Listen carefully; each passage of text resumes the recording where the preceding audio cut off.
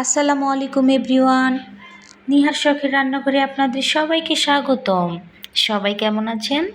আশা করি আল্লাহর রহমতে সবাই ভালো আছেন। আজকে আমি নতুন একটা রেসিপি নিয়ে আবারও আপনাদের মাঝে হাজির হয়ে গেলাম। আমার আজকের রেসিপি চিকেন সিঙ্গারা। এই সিঙ্গারাটা এত এত মজার যে আপনারা না খেলে বুঝতেই পারবেন না। আপনারা আমার এই রেসিপিটা ফলো করে বাসায় যদি একবার ট্রাই করেন তাহলেই বুঝতে পারবেন সত্যি এটা কতই মজার। একবার যদি বানিয়ে খান দোকানের সিঙ্গারা আর খেতেই চাইবেন না। আশা করছি ভিডিওটা আপনাদের ভালো লাগবে। যদি ভালো লেগে থাকে অবশ্যই লাইক কমেন্ট শেয়ার করে দিবেন। আর হ্যাঁ, আমার চ্যানেলে যারা নতুন বন্ধু আছেন এখনও আমার চ্যানেলটা যারা সাবস্ক্রাইব করেননি প্লিজ আমার চ্যানেলটাকে সাবস্ক্রাইব করে আমার পাশেই থাকুন। তাহলে চলুন সিঙ্গারা বানানো শুরু করি। সিঙ্গারা বানাতে প্রথমে লাগবে আটা। আপনারা চাইলে ময়দা দিয়েও করতে পারেন। এই যে আমি এখানে মেজারমেন্ট কাপের 1.5 কাপ পরিমাণ আটা নিয়ে নিয়েছি। দিয়ে দিচ্ছি সামান্য পরিমাণ লবণ। দিয়ে দিচ্ছি 1 চামচ পরিমাণ কালো জিরা। কালো জিরা ও লবণটা হাত দিয়ে মিশিয়ে নিচ্ছি। দিয়ে দিচ্ছি 4 চামচ পরিমাণ সয়াবিন তেল। তেলটা একটু বেশি দিতে হবে, তাহলে সিঙ্গারাটা খাস্তা হবে। এখন তেলটা আমি আটার সাথে ভালো করে ডলে ডলে মিশিয়ে নিব। তেলটা আটার সাথে মিশানো হয়ে গিয়েছে। আপনারা কি করে বুঝবেন তেলটা মিশানো হয়ে গিয়েছে? এই পর্যায়ে হাত দিয়ে একটু মুঠ করে ধরবেন, ধরে দেখবেন এরকম মুঠ করে ধরা যাচ্ছে, আবার হাত দিয়ে চাপ দিলে ঝরে যাচ্ছে। এই পর্যায়ে বুঝতে হবে তেলটা মেশানো হয়ে গিয়েছে। এখন হাতে একটু একটু পানি নিয়ে আমি মেখে নিব। একবারে পানি দেওয়া যাবে না, অল্প অল্প করে পানি দিয়ে মাখতে হবে। আর হ্যাঁ, ডোটা একটু শক্ত করে মাখতে হবে। এই যে আমি আরেকবার পানি দিয়ে মেখে নিচ্ছি। আমি মোট 2 বারে পানি নিয়ে মেখেছি। অল্প অল্প করে পানি নিয়ে ডোটা একটু শক্ত করে মাখতে হবে। এই যে দেখতে পাচ্ছেন অল্প পানি দিয়ে মেখে আমি সুন্দর একটা শক্ত ডো বানিয়েছি। ঢাকনা দিয়ে ঢেকে 10 মিনিটের জন্য রেস্টে রেখে দিচ্ছি। এখন চলুন আমরা সিঙ্গারার পুরটা তৈরি করি। পুরটা তৈরি করার জন্য নিয়েছি আমি এখানে 3টি পেঁয়াজ কুচি করে নিয়েছি। এখানে নিয়েছি কাঁচামরিচ কুচি। এখানে নিয়েছি কিছুটা চিকেনটা আমি ছোট ছোট স্লাইস করে কেটে নিয়েছি। এখানে নিয়েছি ধনিয়া পাতা কুচি। এবার আমরা পুরটা বানিয়ে ফেলবো। চুলায় পাত্র বসিয়ে দিয়েছি। এখানে দিয়ে দিচ্ছি তেলটা একটু কমিয়ে দিব।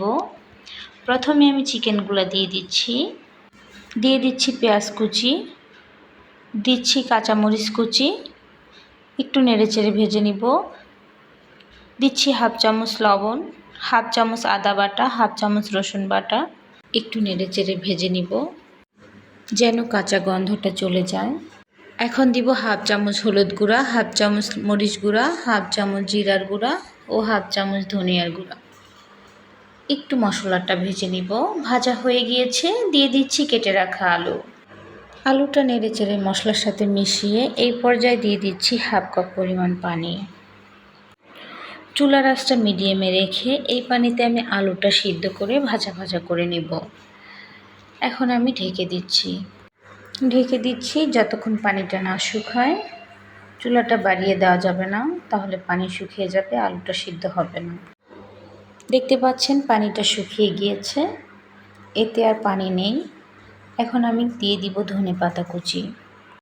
2 মিনিটের মতন এভাবে নেড়েচেড়ে ভেজে নিব যেন আলুর ভিতরে কোনো রস না থাকে। আর ধনিয়া পাতাটা আপনারা আলুটা নামানোর আগেই দিবেন, তাহলে ফ্লেভারটা ভালো থাকবে। এই যে দেখতে পাচ্ছেন ভাজা ভাজা হয়ে গিয়েছে, আমি এখন নামিয়ে ফেলছি। এই যে দেখেন পুরটা আমার হয়ে গিয়েছে, আমি নামিয়ে ফেলেছি। কতটা শুকনো শুকনো হয়েছে। এখন আমরা সিঙ্গারা বানাবো। 10 মিনিট পর ফিরে এলাম। এই যে এতক্ষণে ডোটা সেট হয়ে গিয়েছে। দেখেন কতটা সফট হয়েছে। শক্ত করে মাখলে এই অবস্থা, তাহলে নরম করে মাখলে কি হবে? এই জন্য সবসময় চেষ্টা করবেন একটু শক্ত করে মাখার জন্য। আমি আর একটু মথে নিচ্ছি।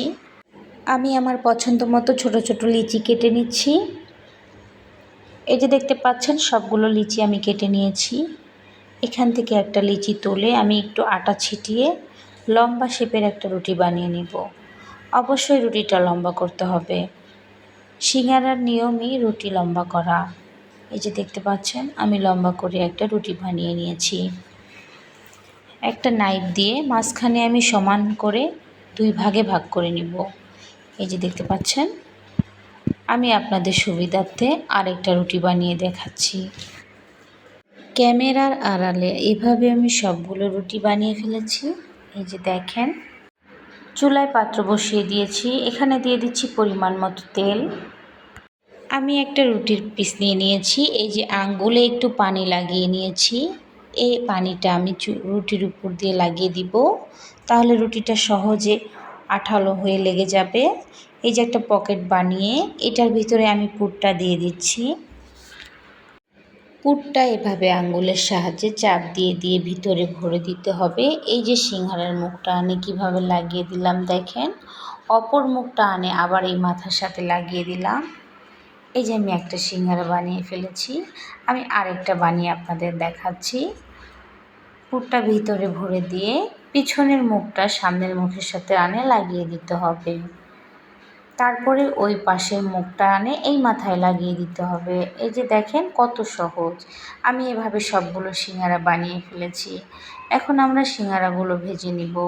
তেলটা গরম হয়ে গিয়েছে, আমি একটি একটি করে সিঙ্গারা দিয়ে দিচ্ছি। তেলটা অতিরিক্ত গরম করা যাবে না, চুলার তাপটা একদম মিডিয়ামে রাখতে হবে। মিডিয়ামে রেখে সিঙ্গারাগুলো উল্টিয়ে পাল্টিয়ে ভেজে নিতে হবে। এই যে দেখতে পাচ্ছেন সিঙ্গারার রঙটা লাল হয়ে আসছে, এই পর্যায়ে আমি সিঙ্গারাটা উল্টিয়ে দিব।